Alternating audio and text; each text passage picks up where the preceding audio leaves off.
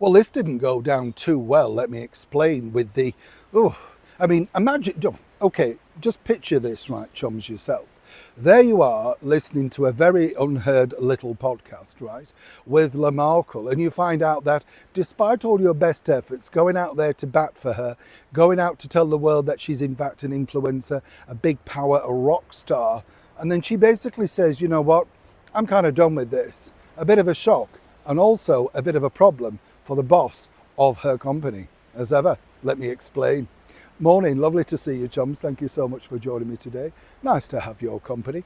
Hope you're keeping well. It is a funny thing, you know, when you sort of work with these people, because as I've said many times, I've worked with these influencers and stuff like that. I remember working with an influencer, and she was booked to promote a rail, company.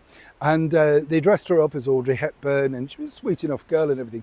She'd done no research, no background, didn't really know why she was there, all of that, And you brought on to interview these people, and you think, well, what are they doing? Because this is the thing. They like the idea of doing the job, but they don't necessarily want to do it. And the thing with the railway is she was supposed to be promoting the free breakfast on the line. She didn't want to eat the breakfast because she didn't eat carbs. She didn't want the greasy thing near her food. Everything that could go wrong went wrong, and the people around her were looking at me as if, don't report this, don't say this, but just nuts. Now, this is the problem that's happened now for Meghan Markle, because as we know, basically she's gone on record as saying that she's going to step back from her own company to see and reevaluate, what works, what doesn't.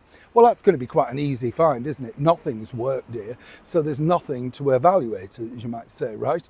What's interesting, I think, also, is the fact that Meghan herself has decided that, well, she's going to say this to see whether she now slips away. And as we know, she's talked about moving into the world of fashion, which, I mean, dangerous to say the least, right? But the thing is, who's going to buy any outfits from Meghan? I mean, it doesn't matter. I get fed up of all these designers. They're not designers. They just say, I'd like it in pink. Somebody else sketches it and they take the glory. It's like when they've written books, you know what I'm saying? Now, what's interesting here is that apparently, according to a well-placed source, and as ever, we have to say allegedly, Ted, the boss at Netflix, he had no idea about this. You see, as far as they were concerned, it was full steam ahead.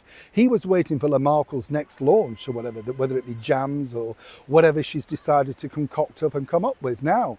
Now, what is problematic for this, and this is going to be problematic for Ted, is the fact that he's really stuck his neck out for Meghan Markle, right? He's gone on record to say that she's a great find, and that company have had their money's worth out of Meghan and Harry. Whatever people say, the free publicity that they've got is worth the money they've paid out so far in terms of marketing. Clearly, nobody wants to watch the TV program. But the problem that you have now, and this is the big problem for Netflix, is they've got this season 2. Now, with no products to buy, what is it other than a sort of fantasy show of Meghan milling around with guests? Yeah, so Chrissy Teigen or something, what is the point of it? And now even Netflix are realizing that actually, some might say, they've been had. They're left with a product that they've got nothing to sell on the back of. Meghan's saying jam's suddenly not her thing, because despite having those big pots and a stir in them and showing the production line, and she said it in the promo that jam was her thing, well, clearly now she's had a change of heart. The bigger problem that you have now for Meghan, literally, and I would say this is problematic on a big level for her, is, well, what do they do with her now? Now, above the eye level, Ted and all the rest, oh no, it's business as usual. Behind the scenes, people are starting to point fingers to say, well, who thought this was a good idea? And remember, this is the important thing, it cost 80 crew members, according to Meghan Markle, plus a rented house, plus the colouring, plus the editing. Every single thing has cost a lot of money. And the return on this programme has absolutely 100% been totally dire. If Meghan thinks she can walk away out of Netflix with her business partner head held high, well, somebody's going to be on the chopping block. And as ever, one might suspect it won't be Meghan, but somebody will get the downfall. The clock is ticking. Neil Sean, Kensington, London.